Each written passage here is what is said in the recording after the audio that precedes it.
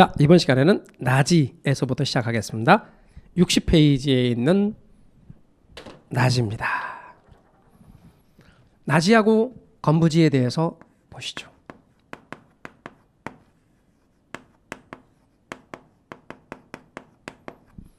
나지는 토지 위에 아무것도 없는 빈 토지. 반면에 건부지는 토지에 건물이 들어서 있어요. 그러면 이제 건물 아래에 있는 토지, 요 건물 아래에 있는 토지, 그러니까 요거는 뭐냐면 건부지예요. 건부지는 먼저 전체를 보세요. 전체를 먼저 보면 복합부동산이죠. 그리고 땅을 보는 거예요. 아, 그러면 건물 아래에 있는 땅이다. 이렇게 할 수 있겠죠. 요거 건부지. 그런데 얘는 토지 위에 건물이 없는 빈 토지. 토지 위에 아무것도 없어요. 빈 토지. 나지예요, 나지. 나지.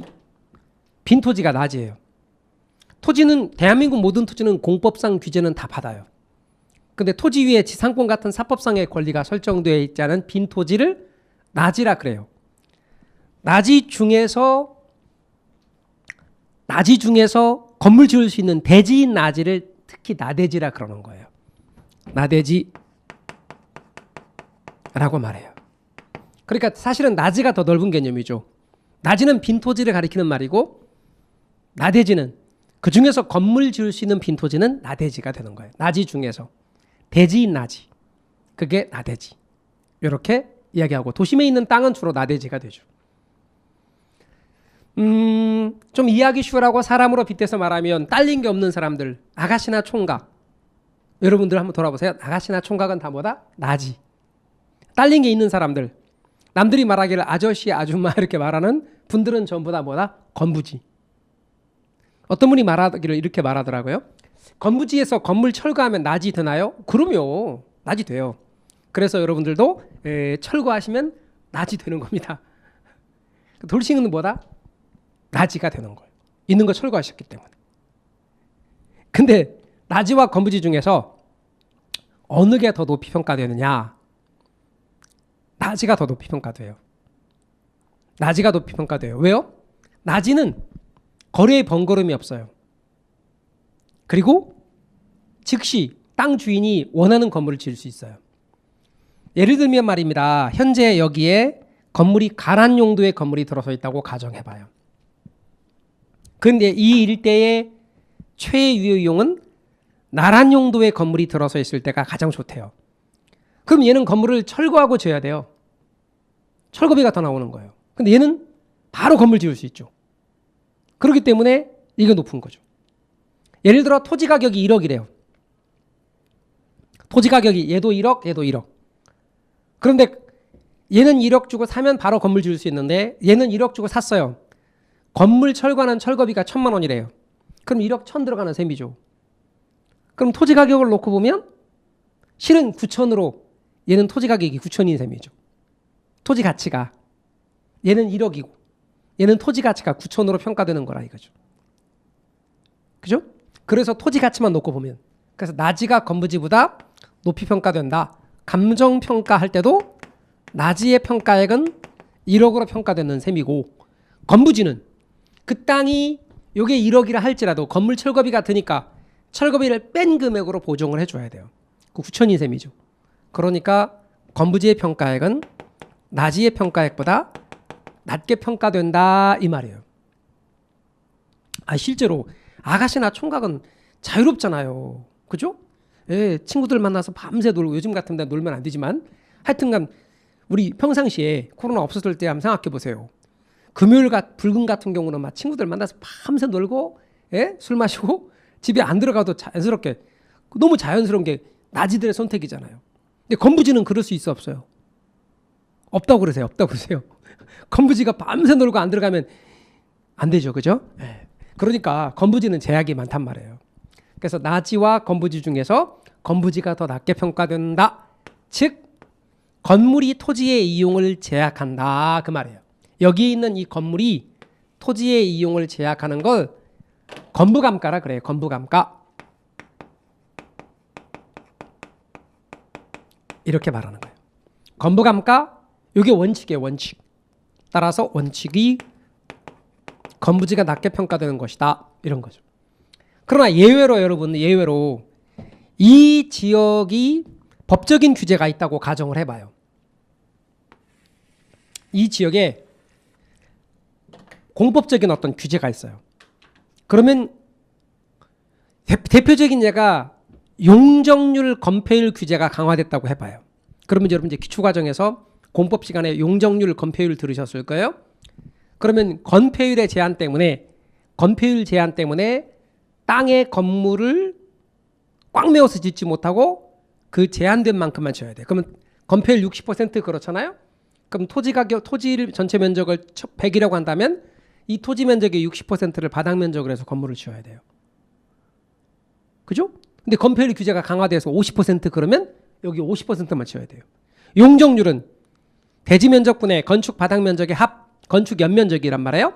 그런데 이게 용적률 규제가 강화되면 건물을 더 낮게 지어야 되죠.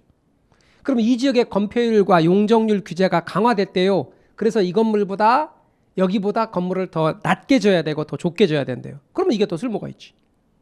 그럴 경우는 건부지가 나지보다 높이 평가될 수도 있더라. 이건 건부진가예요. 건부진가는 법적인 규제가 있을 때 나타나죠. 그러니까 이것은 예외예요. 예외. 따라서 예외적으로 건부진가가 나타날 수도 있다. 아니면 이 지역의 개발 제한 구역으로 지정 결정이 났어요. 그럼 얘는 기득권을 인정해서 증축이나 개축이 허용되는데 얘는 건물 자체를 지을 수가 없어요. 그럼 이게 더 쓸모가 있을 수도 있죠. 그래서 공법상 규제가 강화되는 경우는 건부진가가 나타날 수 있다. 그러나 공법상 규제가 완화될 경우는 여기다 건물을 더 넓게 높이 짓는 게 좋죠. 그래서 그럴 경우는 나지가 쓸모가 있다. 나지, 건부지 이런 용어에 대해서 알아두시면 좋겠습니다. 그 다음에 여러분 공지란 용어로 가볼까요? 공지, 공한지. 땅이 이렇게 있는데 이 땅에 건물을 꽉 메워서 짓지 못하고 건폐율의 제한 때문에 건폐율 예를 들어서 60% 그러면 요곳에 바닥 면적 60% 이렇게 건물 여기다 건축 바닥 면적으로 건물을 짓는 거예요. 몇 층까지 올릴 것인가에 관한 문제는 용적률이고 그럼 건물을 이렇게 짓는 거예요. 그럼 나머지 40%는 비워둬야 되죠. 요거는 비워둬야 됩니다. 그래야 사람들도 다니고 바람도 통하고 재난시 대피의 용도가 될 수 있죠. 이런 걸 뭐라고 한다? 공지, 빌공자 써서 공지라고 해요.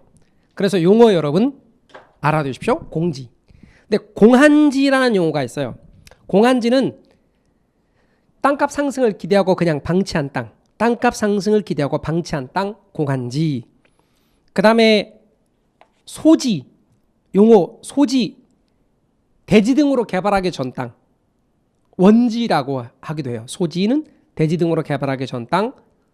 그 다음에 선하지, 선하지는 개인의 논밭이었는데 태풍이 오고 홍수가 나서 선하지라고 그랬죠. 선하지는 먼저 그 땅 위에 고압선이 이렇게 지나가요. 고압선이에요. 이게 고압선. 그 밑에 있는 땅은 선하지죠. 그러면 선하지 할 때 선이 뭐예요? 고압선. 그래서 고압선 밑에 있는 땅은 선하지. 그 다음에 포락지. 포락지라는 말은 개인의 논밭이 태풍이 오고 홍수가 나서 물밑으로 잠긴 땅. 포락지. 여러분 61페이지 제일 밑에 포락지에 그 점 3개가 물을 의미하거든요. 물밑에 잠긴 땅. 그게 포락지. 그래서 선하지, 포락지. 그 다음 넘어가셔서 법지와 빈지. 가볍게 볼까요? 자, 법지와 빈지. 법지라고 하는 것은 대표적으로 얘가 어떤 예가 있냐면 경사진 곳에 이렇게 경사가 진 곳이에요. 그런데 갑의 땅이 요거고 을의 땅이 요거래요. 근데 갑의 땅은 자기 땅에 건물을 이렇게 지어요. 근데 을은 여기다 건물 지으면 붕괴 위험이 있거든요. 그러니까 건축허가가 아예 나오질 않아요. 건축허가 받으려면 을은 여기에 이렇게 축대를 먼저 해야 돼요. 축대를 먼저 한 다음에 건축허가 받아서 건물을 짓죠. 이렇게. 그러면 이 축되면은 법으로는 소유권이 인정이 되죠. 누구 거예요? 을의 것이죠. 그러나 아무런 활용 실익이 없죠. 이런 걸 법지라고 그래. 법으로 소유권 인정되지만 활용 실익이 없는 땅. 그 대신 바닷가에 가면 여러분 백사장 같은 경우 있어요. 백사장 같은 경우 여기에 있는 이 땅은 지적공부에 등록된 땅이고 바닷물이 들어왔다 나왔다 하죠. 만조 때 가장 많이 들어오죠. 그럼 빠져나갈 때 이제 간조고 만조 수위선과 지적공부에 등록된 토지 사이에 이렇게 소유권이 인정되지 않는 백사장 같은 땅이 나오죠. 요걸 물가 빈자 써서 빈지라고 부르죠. 빈지를 바닷가라고 부르기도 해요. 얘는 소유권 인정되지 않지만 활용 실익은 많은 땅. 그러다 보니 법지라는 용어와 빈지라는 용어는 개념상 반대, 개념상 반대가 됩니다. 얘는 소유권 인정되지만 활용 실익 없다. 얘는 소유권 인정되지 않지만 활용 실익은 많다. 법지, 빈지 이런 용어에 대해서 알아두시고 유휴지는 바람직스럽지 못하게 놀리는 그냥 땅. 휴안지는 일부러 쉬게 하는 땅. 경작하기 위해서 땅에 그 지력이 쇠하면 안 되니까 경작하다가 잠시 1년 동안 쉬게 한다든가 따라서 쉬게 하는 땅을 휴안지. 한계지는 요게 택지. 바깥쪽은 농지. 그런데 택지 끄트머리에 있는 땅. 택지 끄트머리에 있는 땅, 택지와 농지의 경계성에 있는 땅. 요걸 우리는 한계지라고 불러요. 한계 택지의 줄임말. 그래서 한계지 이렇게 가볍게 알아두시고 용어는 주로 프린트에 나와 있는 것 위주로 더 많이 기억해 주시면 좋겠습니다. 에듀윌 유료 회원만의 라이브 클래스. 두 번째 시간 보겠습니다. 이제는 이제 머리 합니다. 자, 정신 차리시고 이번에 합격 진도 나갑시다. 누구세요? 전 애들 교수인데요. 제가 늘 가까이 있으니까 이번엔 합격. 집에서도 학원처럼 공부하는 혜택. 오직 에듀윌 유료 회원에게만. 에듀윌. 우와, 진짜 가까이 계시네.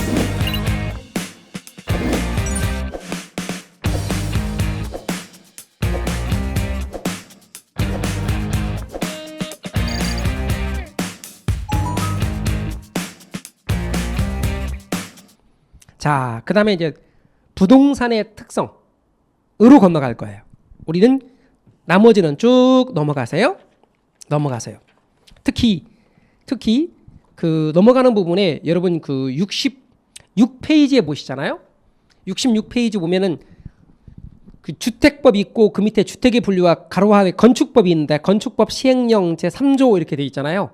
요게 이제 개정이 됐어요. 개정이 됐는데 여러분들 12월 15일인가? 2020년 12월 15일인가? 그때가 이제 개정이 됐어요.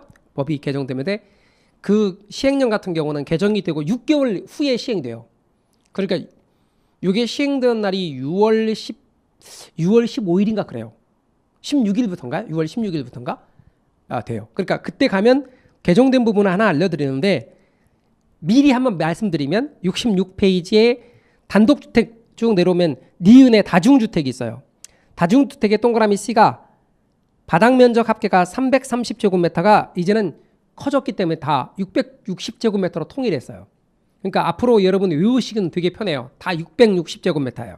그러니까 660제곱미터 이하이고 주택으로 쓰이는 층수는 3계층 이하인 것인데 거기에 첨가된 것이 다가구 주택의 A 부분에 보면 두 번째 줄에 다만 1층의 전부 또는 일부를 필로티 구조로 하여 주차장으로 사용하고 나머지 부분을 주택의 외의 용도로 쓰이는 경우는 해당 주택의 층수 제외한다. 다가구 주택의 A 부분이 그대로 다중주택에도 들어가요.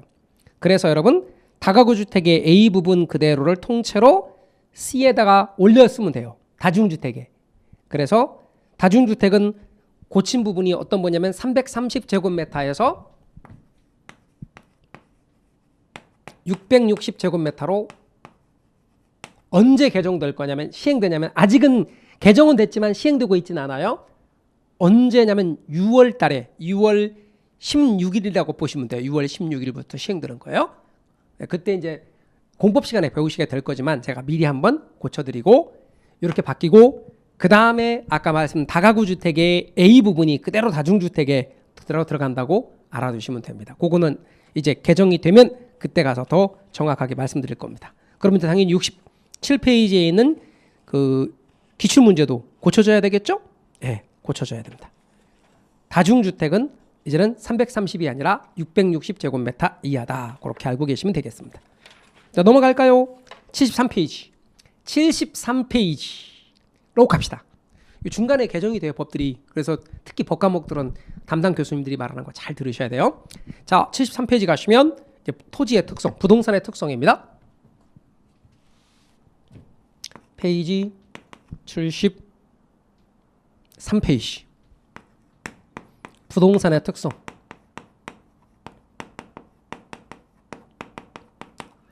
부동산의 특성은 주로 토지의 특성을 중심으로 이야기할 거예요. 근데 토지의 특성은 자연적 특성과 크게 인문적 특성으로 구분이 돼요.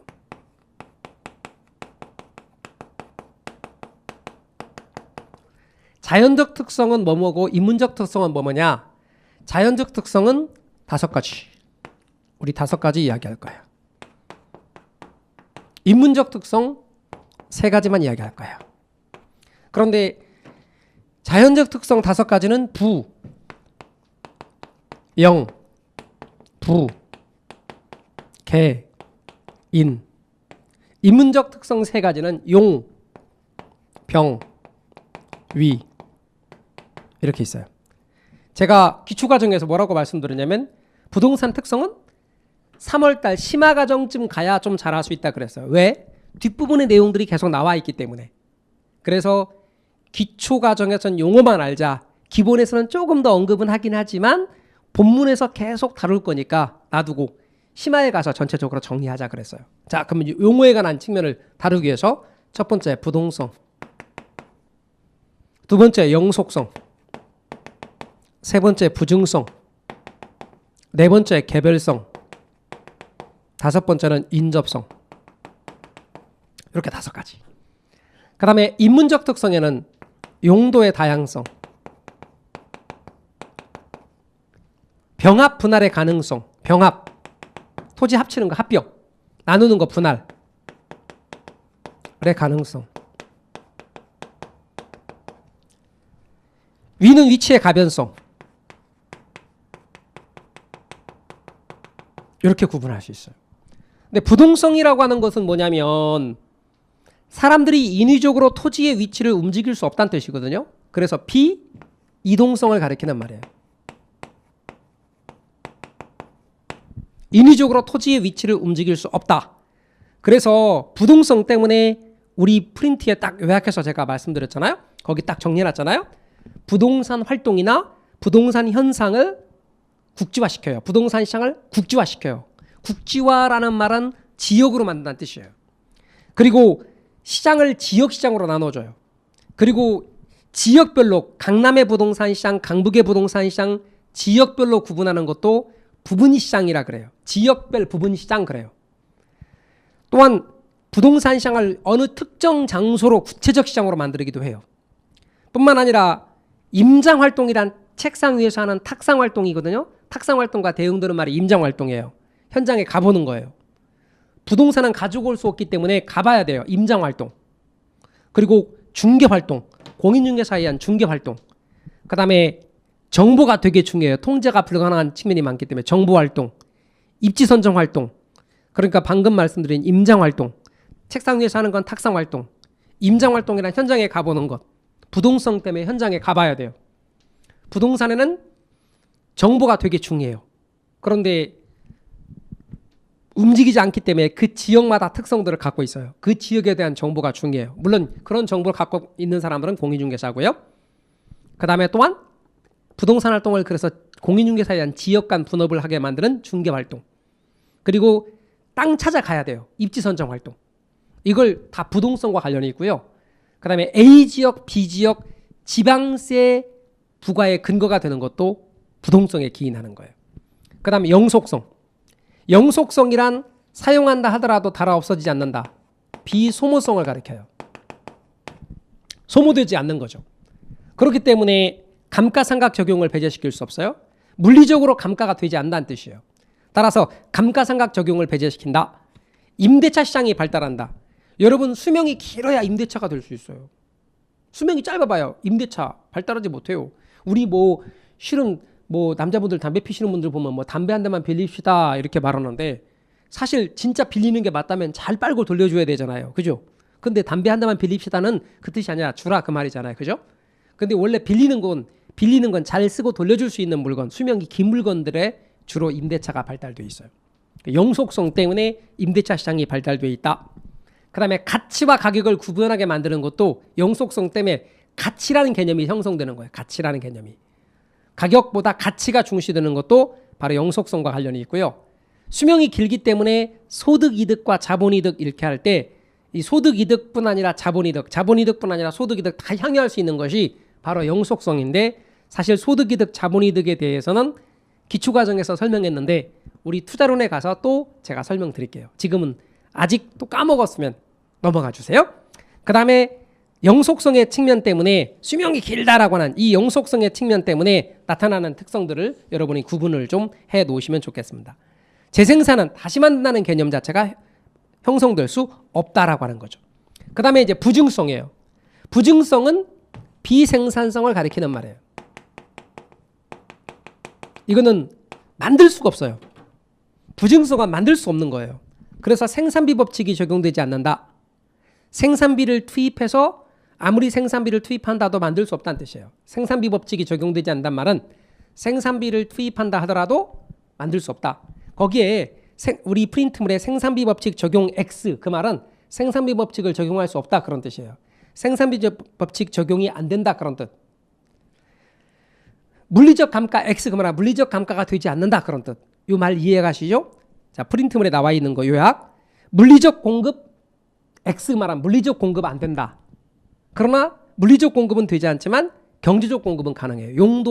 용도를 바꾸는 그건 용도의 다양성 때문에 그런 거예요. 물리적 공급은 안 돼요. 여러분 땅을 만들 수는 없어요. 근데 농지를 줄여서 택지로 바꿀 수 있어요. 농지를 줄여서 택지로 바꾸는 건 물리적 공급이 아니라 경제적 공급이에요. 그래서 경제적 공급은 가능하다. 물리적 공급은 불가능하다. 경제적 공급은 가능하다. 그리고 부증성 때문에 땅이 좁아서 집약적 이용할 수밖에 없고 그래서 지대라는 개념이 형성되는 것도 부증성 때문에 그래요. 개별성은 똑같지가 않아요. 그래서 비동질성, 비대체성. 대체가 불가능해요. 하나밖에 없기 때문에. 따라서 물리적 대체는 불가능하다. 따라서 물리적 대체 X 안 된다. 그러나 경제적 대체는 가능하다. 경제적 대체는 뭐냐면 그 옆에 걸 쓰는 거예요. 똑같은 건 없는데 근처에 있는 걸 사용하는 거예요. 인접성 때문에 경제적 대체는 가능한 거예요. 이용 측면의 대체, 용도와 기능 면에서 대체. 그러니까 여러분 똑같은 건 존재하지 않는다. 물리적 대체는 불가능하다. 그래서 그 옆에 걸 쓸 수밖에 없다. 경제적 대체는 가능하다. 그리고 일물일가의 법칙이 적용되지 않는다. 표준지 선정도 어렵다. 대체가 어렵다라는 말은 개별성과 관련이 있다는 것 잊지 마십시오. 그래서 이 세상에 똑같은 것은 존재하지 않는다. 대상 부동산을 다른 부동산과 비교를 어렵게 만들고 대체 관계를 제약하는 것 이거는 개별성 때문에 그런 것입니다. 인접성은 토지 옆에는 토지로 연결되어 있다. 연결되어 있다. 연결성이라고도 하고 연속성이라고도 해요. 그런데 토지 옆에는 토지로 연결되어 있는 연속성, 연결성. 이런 연속성 혹은 연결성 때문에 토지 옆에는 토지로 연결되어 있다. 인접해 있다는 뜻이에요. 그래서 대체가 가능하고 근처 토지와 협동적 이용을 해야 되고 경계 문제가 발생하는 것도 바로 인접성 때문에 그래요. A 토지를 정부가 개발했는데 B 토지 땅값이 그냥 올랐어요. 그러면 갑이라는 사람이 B 토지를 가지고 있는데 정부가 A 토지를 개발했단 말이에요. 그러면 개발 이익을 환수해야 된다라는 말이 인접성 때문에 나오는 거예요. 그래서 개발 이익 환수 논리가 인접성 때문에 나오는 거다. 전혀 비토지 소유자는 노력하지 않았는데 정부의 개발 때문에 땅값이 올랐다. 개발이 그래서 환수해야 된다. 그런 의미가 인접성. 부, 영, 부, 개, 인. 의미, 뜻 알아두시면 좋겠어요. 용도의 다양성을 다용도성이라 그래요. 여러 가지 용도로 이용할 수 있다. 여러 가지 용도로 이용하다 보니까 최고 최순의 이용을 최유효 이용을 해야 돼요. 그래서 용도의 다양성, 최유효 이용의 근거가 된다. 그 다음에 우리 이행과 전환, 토지 용어를 이야기할 때 이행과 전환 이야기했잖아요. 대분류 넘어가는 건 전환, 소분류 넘어가는 건 이행. 이렇게 농지가 택지로 바뀔 수 있는 건 용도의 다양성 때문에 그런 거예요. 이행과 전환이 가능하고 토지에 이렇게 농지를 줄여서 택지로 바꾸는 걸 경제적 공급이라 그러거든요. 부증성 때문에 물리적 공급은 불가능하지만 용도의 다양성 때문에 경제적 공급은 가능한 거예요. 그 다음에 병합을 합병이라 그래요. 합치는 거. 분할은 나누는 거. 토지는 필요에 따라서 합칠 수도 있고 나눌 수도 있다. 그러면 예를 들어서 토지의 용도가 토지의 모양이 이렇게 생겼다고 가정해봐요. 토지가 이렇게 생겼어요. 그래서 가란 용도로밖에 이용할 수 없대요. 그리고 현재 얼마냐면 1억이래요. 1억. 용도는 오로지 가란 용도로밖에 지금 사용하지 못해요. 생긴 게 이렇게 생겨서. 그렇는데 근처에 있는 다른 토지를 합쳤어요. 근처에 이렇게 다른 토지를 합쳤어요. 얼마 주고? 똑같이 1억 주고. 합쳤어요. 그랬더니 이용할 수 없었던 용도로 이용할 수 있게 되었대요. 다른 용도로도 이용할 수 있게 되었대요. 이렇게. 용도의 다양성을 지원해요. 토지는 정사각형이나 직사각형, 정사각형을 정방형, 정사각형, 정방형, 직사각형, 장방형 이런 모양으로 생겨야 유용성이 높거든요. 그래서 토지를 합쳤더니 이렇게 이용할 수 있대. 용도의 다양성을 지원한대. 그리고 두 토지를 합쳤더니 1억 더하면 2억이 돼야 되는데 글쎄 2억 3천이 됐대요. 토지의 유용성, 쓸모가 커져가지고 2억 3천이 된 거예요. 이럴 수 있거든요. 아무리 유명하시더라도 저랑 공부 스타일이 안 맞으면 그냥 안 맞더라고요. 애들 유료회원이면 교수님들을 고를 수 있으니까 과목별로 나만의 드림팀을 만드는 느낌? 저랑 꼭 맞는 교수님을 선택할 수 있었던 게 합격 비법이었던 것 같아요. 그래서 토지의 병합과 분할함에 따라서 용도의 다양성을 지원하고 합쳤더니 가치가 올라가는 걸 합병 증가,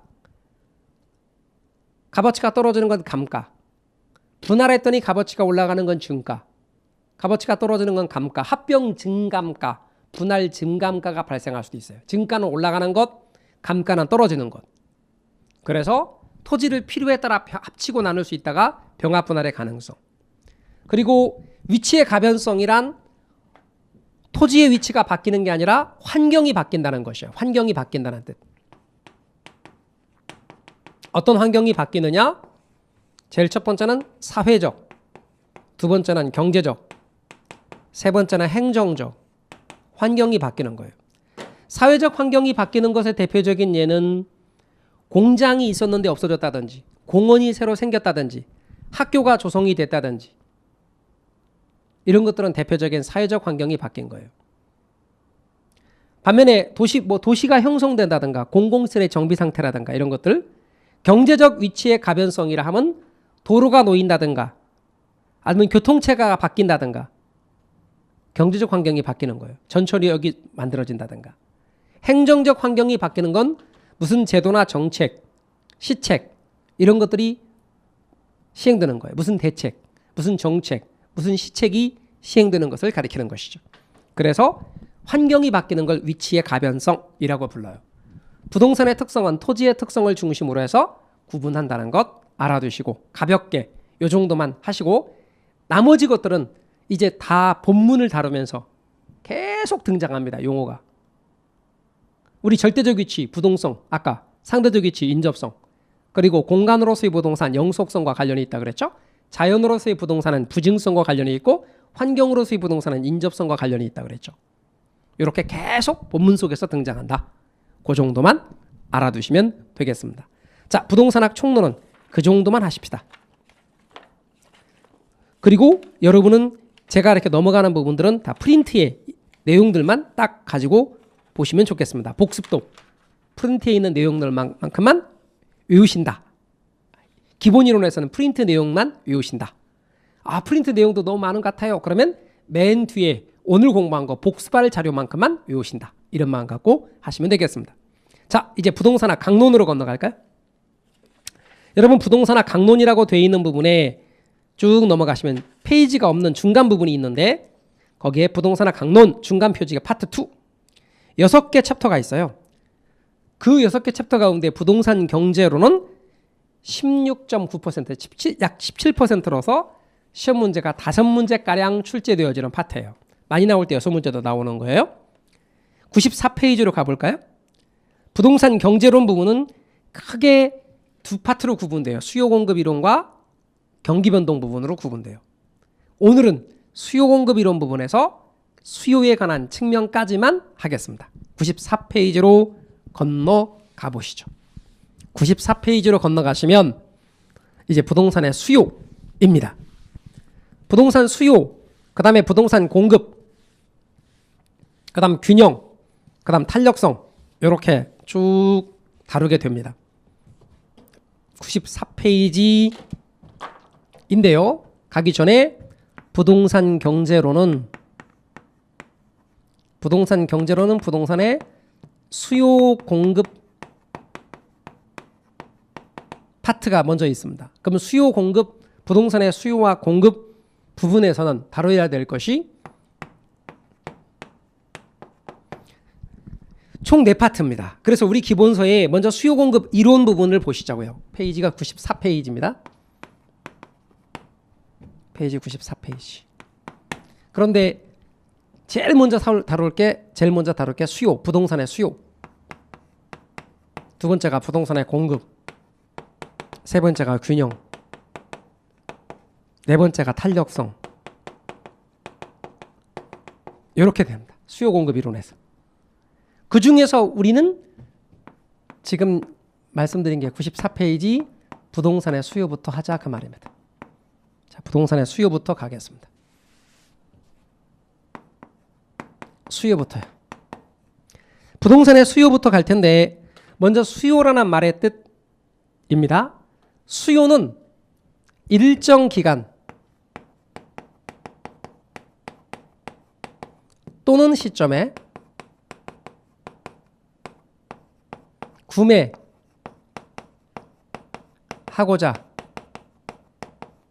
하는 욕구, 이게 수요의 개념입니다. 수요량은 일정 기간에 구매하고자 하는 최대 수량, 그게 수요량의 개념이고, 수요는 일정 기간 또는 시점에 구매하고자 하는 욕구. 수요량 그러면 구매하고자 하는 최대 수량, 일정 기간 또는 시점에 구매하고자 하는 최대 수량, 그게 수요량. 그럼 수요의 개념 정의를 하기 위해서 가장 먼저 일정 기간, 그 다음에 아직 구매하지 않았다는 점. 그럼 제일 먼저 다뤄야 될 게 일정 기간을 명시했을 때 명확해지는 개념. 그게 뭐냐? 유량. 일정 기간이냐 혹은 일정 시점이냐, 이겁니다. 일정 기간을 명시했을 때 명확해지는 개념을 유량이라 그래요. 일정 시점을 명시했을 때 명확해지는 개념을 저량이라고 부릅니다. 그러면 유량과 저량을 이야기하고 돌아올게요. 자, 유량이 뭐고 저량이 뭔가를 이야기해 보도록 하겠습니다. 유량과 저량에 관한 개념입니다. 유량, 저량 이야기 좀 해보시죠.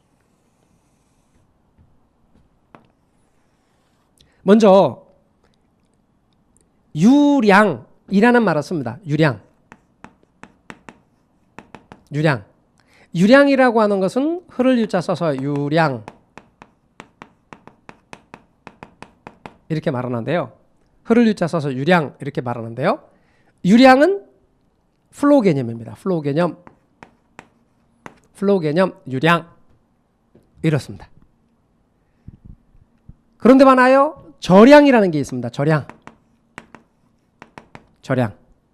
저량은 저수지 현재 괴물의 양 이런 개념입니다. 저량. 이 저수지 괴물의 양 이런 개념으로서 저량이라는 말을 쓰는데 이 저량이라는 말은 스톡이에요. 스톡. 그래서 유량이라는 개념이 있고 저량이라는 개념이 있다. 예를 들어서 우리는 방금 제가 뭐라고 말씀드렸냐면 저수지가 이렇게 있다고 합시다. 근데 저수지에 현재 그여있는 물의 양 요건 저량. 1시간 동안 흘러 들어온 물의 양, 흘러나간 물의 양 요건 유량. 이런 개념이거든요. 그래서 유량은 일정 기간을 명시했을 때 명확해지는 개념입니다.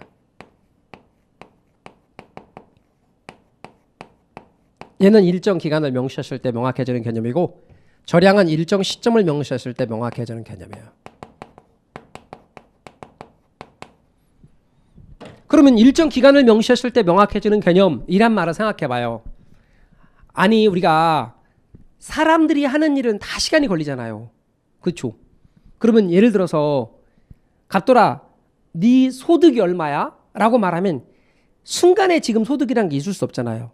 그럼 네가 하루 동안 번 돈이 얼마야? 일주일 동안 번 돈이 얼마야? 한 달 동안 번 돈이 얼마야? 연봉이 얼마야? 이런 개념이잖아요. 기간을 명시해 명확해지는 개념이죠. 근데 갑돌아 네 재산이 지금 얼마야? 지금 네 재산이 얼마야? 그러면 지금 갖고 있는 네 재산, 현재 네 재산 말하는 거예요. 지금부터 죽을 때까지 재산이 아니고 과거부터 현재까지 재산이 아니고 재산이란 개념은 현재 갖고 있는 네가 갖고 있는 재산, 내가 갖고 있는 전체 양, 현재 양. 그래서 재산은 저량 개념인 거죠. 자, 유량과 저량을 구분해 놓으셔야 돼요. 유량은 시간 걸리는 것들. 그러니까 시간 걸리는 것들을 따져보니까 이런 거예요. 주로 시간 걸리는 것들은 이런 거예요. 신규, 분양, 이런 거. 신규나 분양. 이런 건 다 뭐예요? 시간 걸리는 것들이지. 그래서 주택도 신규주택 무조건 시간 걸리죠. 그러니까 신규주택 공급량 유량인 거예요. 그런데 많아요. 저량은 뭐다? 기존의 것, 기존, 중고 이런 개념. 이런 개념들은 기존의 것이나 중고 이런 개념들은 다 저량이에요. 기존에 있었던 거. 그래 기존 주택량, 기존 주택 공급량 이건 저량이에요. 유념할 것은 일반 경제학에서는 수요나 공급을 유량으로 다뤄요. 사과, 떡 이런 것들은 이번에 만든 거. 그래서 시간이 많이 걸리지 않는 것들은 대개 경제학 같은 경우는 새로 이것을 만들어요. 따라서 이번에 만든 떡, 이번에 만든 어떤 공산품 이런 것들은 전부 다 유량이죠. 그러니까 수요와 공급을 다 유량으로 경제학에서는 다루는데 부동산은 생산하는 데 시간이 많이 걸려요. 많이 걸리는데 또 수명은 길어. 그럼 주택 같은 경우는 만드는데 시간이 오래 걸리는데 수명이 길어. 그러니까 기존 주택의 공급량이란 게 있을 수 있어요. 그러다 이번에 만든 신규 주택 공급량은 유량으로 다루지만 기존 주택 공급량은 저량으로 다루는 거예요. 그래서 부동산학에서는 유량과 저량을 함께 사용한다. 경제학에서는 수요 공급을 유량으로 다룬다. 부동산학에서는 유량의 수요 공급도 있고 저량의 수요 공급도 있더라. 어떤 게 유량이냐? 시간 걸리는 거. 신규 분양 이런 거. 새 것 이런 거. 그런데 많아요.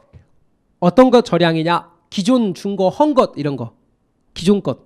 그래서 예를 들면 유량의 예를 들면 대표적인 예가 시간 걸리는 것으로 소득, 수익이나 수입,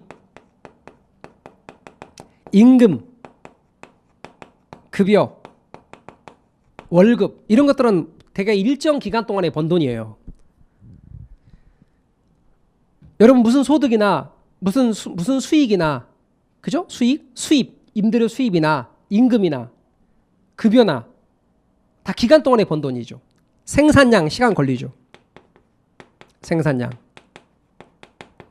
거래량, 이거 순간에 할 수 없는 것들이거든요. 또 나라 전체의 국민 총생산,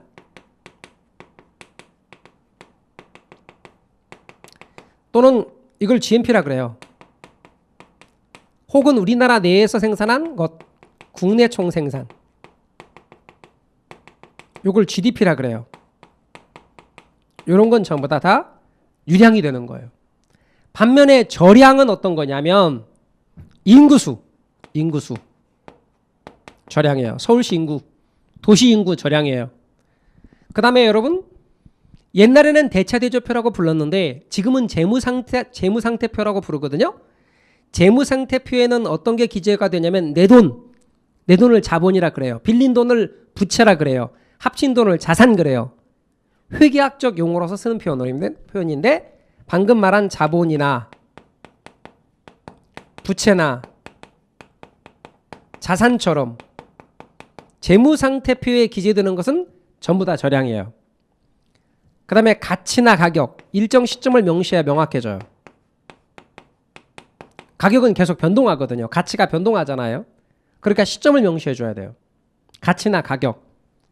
그 다음에 여러분, 재고량이 있어요. 재고량. 창고에 현재 있는 물건의 양. 개인의 재산. 나라 전체의 재산을 국부라고 불러요. 국부. 그리고 통화량. 통화량은 5월 말 잔액 기준, 7월 말 잔액 기준. 그래서 딱 기준을 명시해줘요. 시점을. 통화량은 현재 7월 말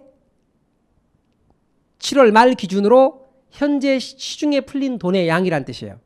7월 말 기준, 5월 말 기준. 따라서 통화량의 변동을 생각하면 안 돼. 통화량의 변동이 아니라 통화량, 현재 시중에 있는 돈의 양, 그런 뜻이에요. 저량이에요. 그런데 여러분 참고로 여러분을 헷갈리게 만드는 것 중에 하나가 저량에다가 변동이란 말을 붙이기만 하면요, 유량으로 바뀌어요. 그러니까 재고량은 저량인데 재고 변동은 유량이에요. 재산은 저량인데 재산의 변동은 유량이고요. 통화량은 저량이지만 통화량의 변동은 유량이 된다. 인구 변동도 유량이 되는 것이다. 유량과 저량, 요거는 여러분 딱 기억해 놓으셔요. 그래서 유량과 저량의 용어를 꼭 알아두시면 좋겠습니다. 자, 돌아와서 그래서 기간을 명시하는 것은 유량이다. 시점을 명시하면 저량이 된다. 두 번째, 수요를 이야기하면서 아직 구매하지 않았다. 따라서 의도된 양이다. 의도된 양이다. 의도된 양이란 말은 살 의사를 가리키는 거죠. 살 의사란 말은 아직 안 샀다. 아직 안 샀다. 사전적 개념이다. 라는 것이고,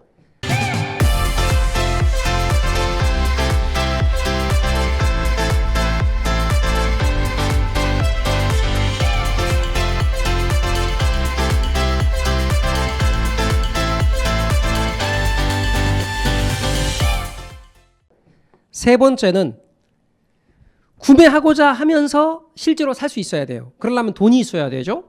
따라서 주머니 속에 돈이 있어야 된다. 그게 뭐냐? 구매력이에요. 구매력이 뒷받침된 수요. 구매력은 살 능력을 가리키는 거예요. 이렇게. 그럼 살 능력이 있는 이런 수요를 뭐라고 부르느냐? 구매력, 살 능력 있는 수요를 뭐라고 부르느냐? 이런 수요를 우리는 유효 수요라 불러요.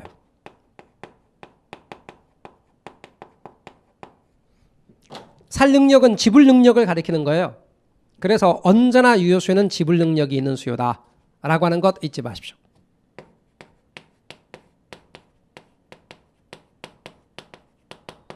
살 능력. 그래서 우리가 말하는 수요라는 것은 언제나 지불 능력이 뒷받침된 수요를 가리키는 것이죠. 돈이 있는 수요예요. 지불 능력. 지불 능력이 뒷받침된 수요를 뭐라고 부른다? 유효 수요다. 지불 능력이 없으면 잠재 수요라 그래요. 우리가 아무런 말 없이 수요는 전부 다 뭘 말한다? 유효 수요를 가리키는 것이다. 그리고 수요는 아직 안 샀다. 얘는 사는 쪽을 가리키는 거예요. 공급은 파는 쪽을 가리키는 것이고. 그래서 여러분은 수요의 개념에 대해서 일단 개념 정의를 잘 해놓으십시오. 수요의 개념입니다. 이번에는 수요 곡선에 대해서 이야기를 해보려고요. 수요 곡선에 대해서 우리 봅시다. 여러분 수요 곡선과 관련해서 좌표축을 이야기해 볼 건데요. 수요 곡선이 있습니다. 이 수요 곡선은 무슨 법칙을 반영해서 그린 거냐면 수요 법칙을 반영해서 그린 거예요. 수요 법칙은 무슨 뜻이냐면 가격이 높아지면 자, 그 물건의 가격, 사과 가격이 비싸지면 여러분 같으면 사과 가격이 비싸지면 많이 살까요? 조금 살까요? 조금 사겠죠. 수요량은 줄고 사과 가격이 떨어지면 수요량이 는다. 가격과 수요량의 비례 반비례 관계를 수요 법칙이라고 말합니다. 그래서 수요 법칙은 가격과 수요량의 반비례 관계를 나타내요. 다시 수요 법칙이 뭐다? 가격과 수요량의 비례 관계예요, 반비례 관계예요? 반비례 관계.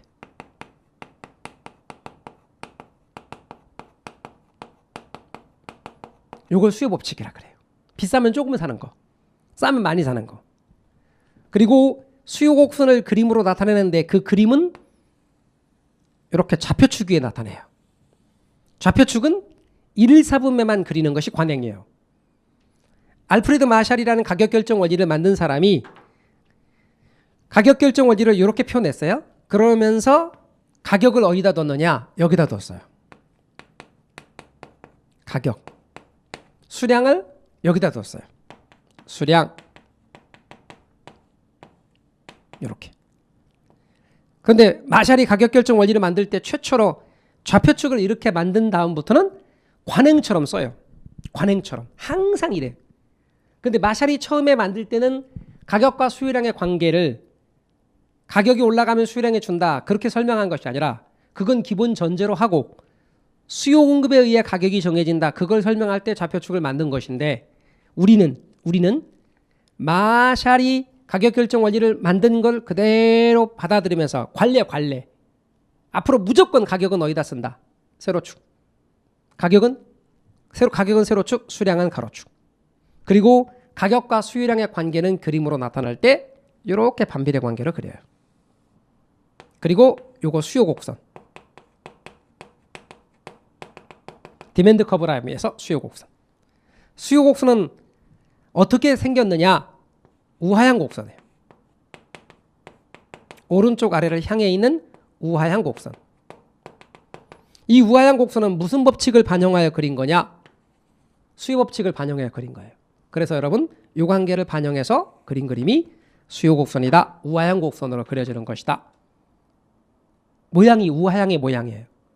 그리고 가격과 수량의 관계를 나타내 보도록 하자고요. 자, 가격과 수량의 관계를 나타내 보면 이래요. 여기서 가격과 수량의 관계, 가격, 수량 이렇게. 그러면 이제 요점에 대응해서 가격은 P0, 수량은 Q0라 갈 때 가격이 500원이라고 가정해 볼게요. 수량은 10개. 이럴 때 저 500원은 몇 개 가격이냐면 수요 곡선 수직 높이인데 하나의 가격이에요. 30개 가격이 아니에요. 언제나 수요 곡선의 높이 요거는 무엇을 나타내냐면 하나의 가격을 나타내요. 요걸 뭐라고 부르냐면 수요 가격이라고 불러요. 수요 곡선에 대응하는 가격이니까 수요 가격이에요. 그리고 하나의 가격이 500원일 때 그러면 소비자는 몇 개를 사려고 하냐면 10개를 사려고 하거든요. 구매하고자 하는 최대 수량 10개를 뭐라고 하냐면 수요에 대응하는 양이니까 수요량이라 부르는 거예요. 그럼 수요량은 뭔데요? 가격이 정해졌을 때 그 정해진 가격에 대하여 구매하고자 하는 최대 수량. 이걸 수요량 그러는 거예요. 다시 한번 말씀드릴게요. 앞으로 수요에 대응하는 가격은 수요 가격이다. 수요에 대응하는 양은 수요량이다. 수요란 말 뜻은 구매하고자 하는 욕구입니다. 그런데 수요량이라고 말하면 가격이 정해졌을 때 구매하고자 하는 최대 수량입니다. 이게 수요 곡선. 자, 수요 곡선 수직 높이. 여기 가격이니까 수요에 대응하는 가격, 수요 가격. 수요 가격은 소비자가 낼 마음이 있는 최고 가격인데 하나의 가격. 물건 하나 샀을 때 이게 사과라 치면 사과 한 개 가격입니다. 그러면 사과 한 개 가격이 500원일 때 구매하고자 하는 최대 수량 10개. 요걸 수요량이라고 부릅니다. 그래서 수요 가격, 수요량. 말뜻 알아두시고 이게 갑돌이의 수요 곡선이라고 가정합시다. 그럼 갑돌이의 수요 곡선이면 갑돌이 한 사람의 수요 곡선이거든요. 갑돌이 한 사람의 수요 곡선을 우리는 뭐라고 부르느냐? 개별 수요, 시장 수요 그렇게 말할 수 있습니다. 그러면 개별 수요와 시장 수요가 있는데 갑돌이의 수요 곡선, 을돌이의 수요 곡선이 있다고 합시다. 자, 여기 가격, 여기는 수량입니다. 그러면 갑하고 을하고 두 사람이 있다고 합시다. 요게 갑, 요게 을. 그러면 시장에는 갑과 을 두 사람으로 구성되면 시장의 수요 곡선은 어떻게 될까? 그런 얘기입니다. 그러면 갑이란 사람의 수요 곡선 이렇게 있습니다. 갑입니다. 갑의 수요 곡선이죠. 을이란 사람의 수요 곡선이 이렇게 있습니다. 을의 수요 곡선이죠. 그러면 가격이 정해졌을 때 그 정해진 가격에 대하여 수요 곡선이 어떻게 그려지는지 우리 책 잠깐만 보시면 97페이지입니다. 97페이지 아래쪽에 있는 그림입니다. 거기 보면은 350원, 250원이었어요. 그러면 제일 초초에 가격이 이렇게 250원이었을 때입니다. 250원의 가격이었을 때 갑은 몇 개를 사냐면 30개를 삽니다. 그리고 을의 경우는 250원일 때 여기가 30개고요. 을은 40개를 삽니다. 그러면 시장 전체로는 250원일 때 두 개를 합치면 되니까 70개입니다. 그래서 쭉 70개를 산다라고 합시다. 그런데 가격이 올랐습니다. 올랐어요. 그러면 350원으로 올랐다고 가정하겠습니다. 그림에 딱 350원으로 이렇게. 자, 350원으로 올랐습니다. 그럴 때 갑은 몇 개를 사느냐? 20개. 을은 350원으로 올랐을 때 20개. 여기는 30개. 을은 30개. 그러면 시장 전체로는 350원일 때 몇 개를 사겠느냐? 두 개 합쳐서 50개가 되겠죠? 그래서 이 두 개를 연결해주면 이렇게 수요 곡선이 나올 겁니다. 그러면 우리는 갑과 을의 수요 곡선, 이걸 개별 수요 곡선이라 그럽니다. 개별 수요 곡선. 한 사람 한 사람의 수요 곡선. 이걸 더했죠. 어떻게 더했습니까? 양을 더했죠. 양을 더해서 시장 수요 곡선을 구해냈습니다.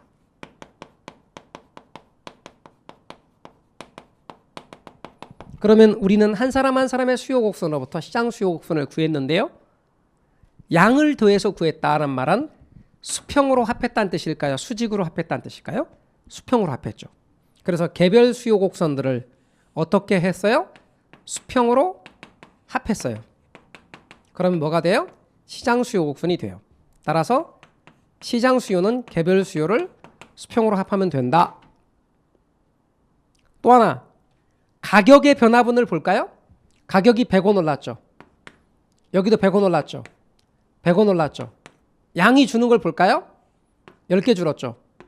10개 줄었죠. 그런데 얘는 20개 줄었죠.